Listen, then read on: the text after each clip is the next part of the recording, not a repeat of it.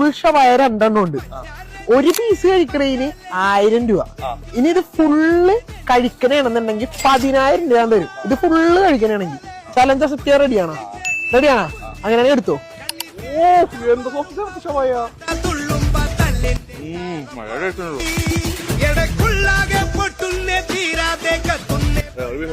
അപ്പൊ അങ്ങനെ 1000 രൂപ എടുത്തോ.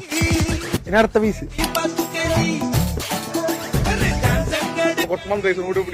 എടുത്തോ ബ്രോ, എന്റെ ഇഷ്ടം.